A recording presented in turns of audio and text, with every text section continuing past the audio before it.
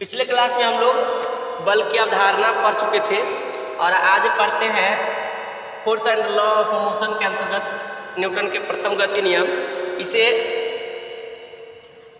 गति का प्रथम नियम भी कहा जाता है। इस नियम में कहता है कि प्रत्येक वस्तु अपने विराम की अवस्था अथवा एक सरल रेखा में एक समान गति की अवस्था बनाए रखती है जब तक कि उस पर कोई बाहरी असंतुलित बल कार्य न करे। न्यूटन के प्रथम गति नियम क्या कहता है? न्यूटन के प्रथम गति नियम कहता है कि प्रत्येक वस्तु अपनी विराम की अवस्था अथवा सरल रेखा में एक समान गति की अवस्था बनाए रखती है जब तक कि उस पर कोई बाहरी बल कार्य न करे, है ना। तो इसमें दो चीज़ है, इसके दो पार्ट्स आता है कि प्रत्येक वस्तु अपनी विराम की अवस्था अथवा सरल रेखा में एक समान की गति की अवस्था बनाए रखना चाहती है या बनाए रखती है। तो इससे क्या होता है कि जड़त्व की परिभाषा मिलती है। ये जड़त्व का इसे पता चलता है कि कोई भी वस्तु अपनी स्थिति हमेशा एक जैसे बनाए ही रखना चाहती है। यदि वह वस्तु विराम में है तो विराम में ही रहना चाहेगी और अगर गति में है तो गति में ही रहना चाहेगी। वो नहीं चाहेगी कि हम आगे जाए। जैसे टेबल पर जो बुक रखा हुआ होता है वो हमेशा क्या होता है, टेबल पर ही रहता है जब तक उस पर कोई बल ना लगाया जाए, हमेशा टेबल पर ही रहता है। और कोई चीज़ अगर चल रही है गति में है तो हमेशा गति में ही रहती है जब तक उस पर कोई भी बल ना लगे। ये जो है न्यूटन के प्रथम गति नियम में दूसरा पार्ट इसका आता है कि जब तक उस पर कोई बाहरी असंतुलित बल न कार्य करे। तो इस तरीके से न्यूटन के प्रथम गति नियम से हमको बल की परिभाषा मिलती है और बल की परिभाषा इस प्रकार दिया गया कि बल वह भौतिक कारण है जो किसी वस्तु पर कार्य कर उसकी विराम की अवस्था अथवा सरल रेखा में एक समान गति की अवस्था में परिवर्तन लाता है या लाने की चेष्टा करता है, जो पिछले क्लास में हम लोग पढ़ चुके हैं। अब देखिए, ये जो न्यूटन के प्रथम गति नियम को जड़त्व का भी नियम कहा जाता है। जड़त्व का नियम की खोज गैलीलियो ने किया था और गैलीलियो जो है यह एक इटली के महान वैज्ञानिक थे और कोपरनिकस के फॉलोअर माने जाते हैं। कोपरनिकस को बहुत मानते थे।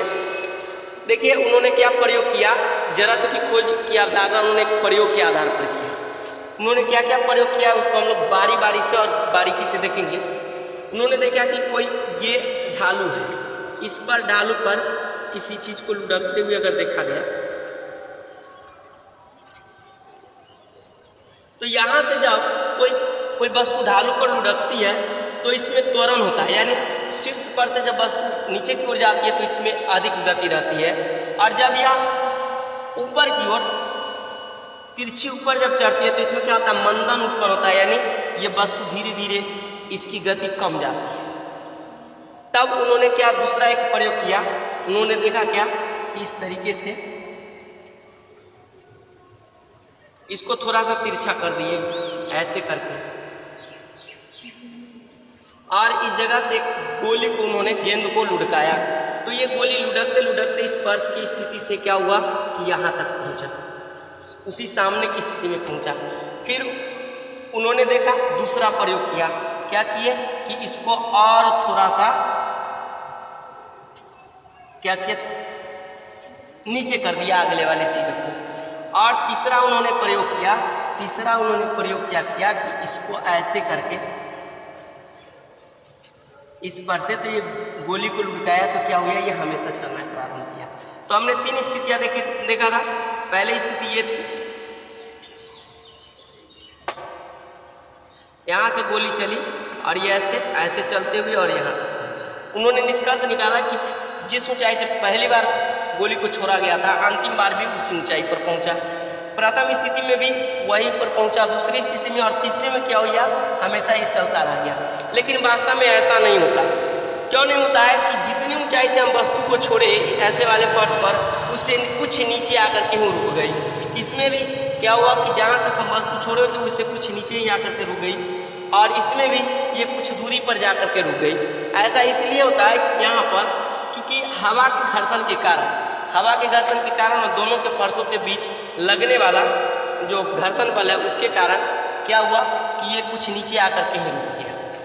उन्होंने इस पर निष्कर्ष निकाला कि यदि कोई वस्तु एक समान गति की अवस्था अथवा विराम की अवस्था में हमेशा परिवर्तन का विरोध करती है, ये गैलीलियो साहब ने अपने निष्कर्ष में कहा और इस नियम को जड़त्व का नियम कहा जाता है और वस्तु के इस गुण को जड़त्व कहा जाता है।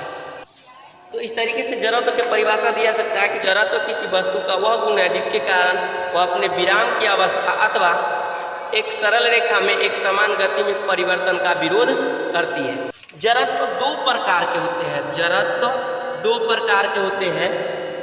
पहला जो होता है विराम का जड़त्व,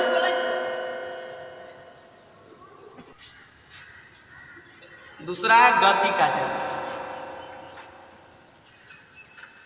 तो इस तरीके से हमने देखा क्या जड़त्व दो प्रकार के होते हैं, एक विराम का जड़त्व, दूसरा गति का जड़त्व।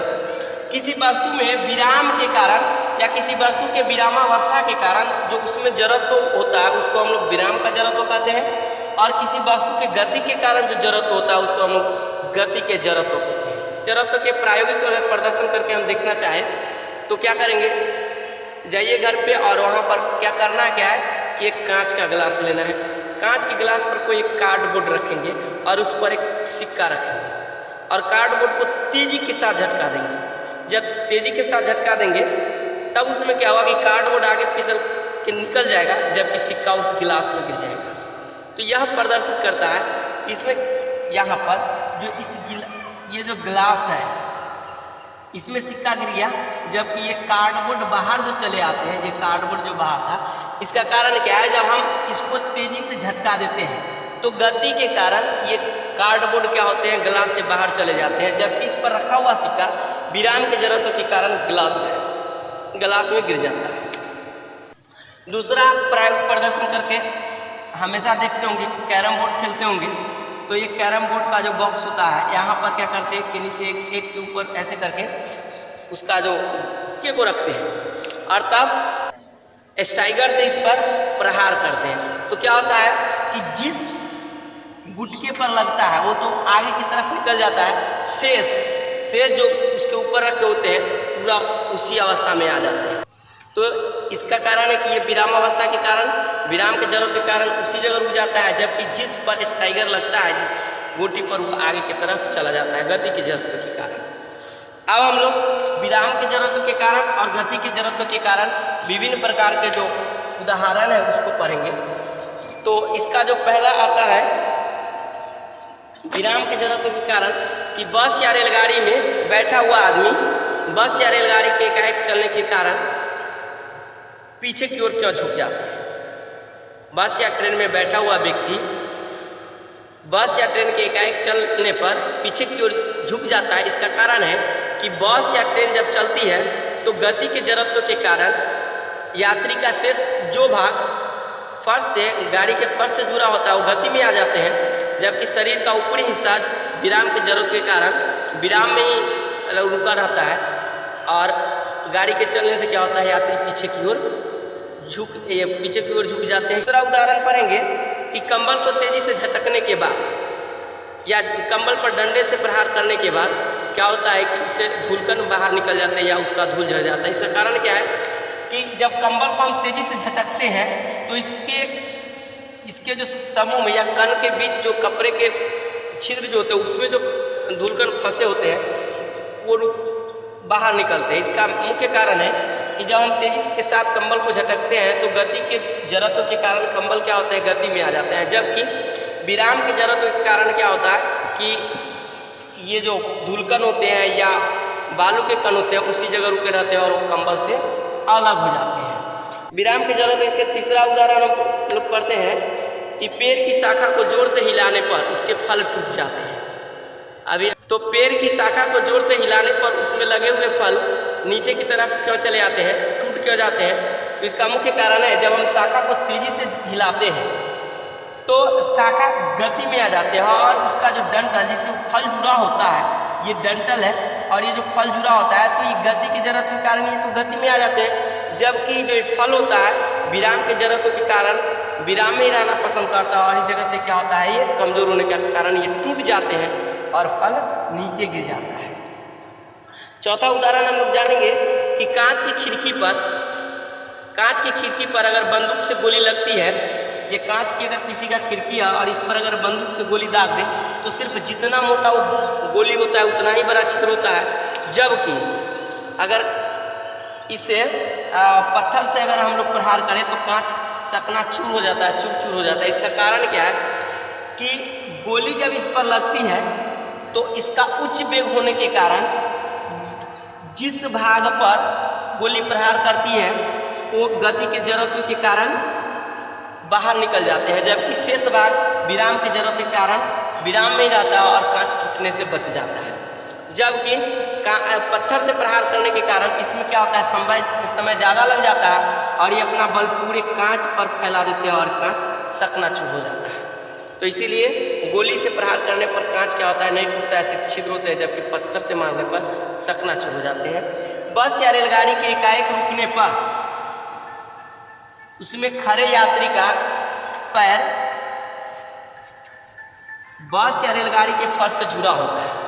तो बस या रेलगाड़ी के रुकने पर विराम की जरूरत के कारण यात्री का पैर फर्श के साथ, गाड़ी के फर्श के साथ विराम में आ जाते हैं, जबकि शरीर का ऊपरी हिस्सा जो फर्श से ऊपर होता है गति की जरूरत के कारण गति में गतिशील होते हैं और ये गाड़ी के एक अचानक रुकने पर आगे की ओर झुक जाते हैं। दूसरा उदाहरण है कि दौड़ता हुआ व्यक्ति को पैर में अगर ठेस लग जाए तो आगे की ओर मुंह के बल क्यों गिर जाता है? तो इसका कारण है कि दौड़ता हुआ व्यक्ति गति में होता है और उसमें गति का जरूरत पाया जाता है। पैर में एक ठेस लगने के कारण क्या होता है, या पैर में एक ठोकर लगने के कारण पैर गति के पैर जो होता है विराम के जरूरत के कारण विराम में आ जाते हैं, जबकि शरीर का ऊपरी हिस्सा गति की जरूरत के कारण गतिशील होता है और दौड़ता हुआ व्यक्ति आगे की ओर मुंह के बल गिर जाता है। और उदाहरण पढ़ेंगे कि दौड़ता हुआ व्यक्ति अचानक क्यों नहीं रुक पाएगा, या दौड़ता हुआ व्यक्ति अचानक नहीं रुक सकता है।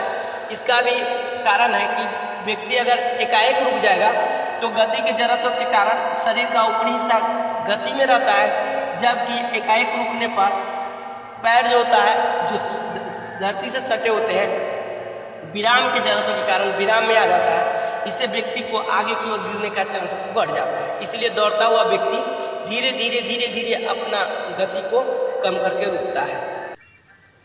और उदाहरण पढ़ेंगे कि बस या रेलगाड़ी से कूदते समय सावधानी बरतनी चाहिए, या बस या रेलगाड़ी से जब लोग कूदता है तो उसी दिशा में, जिस दिशा में बस या रेलगाड़ी जा रही है उसी दिशा में थोड़ी दूर तक क्यों दौड़ता है।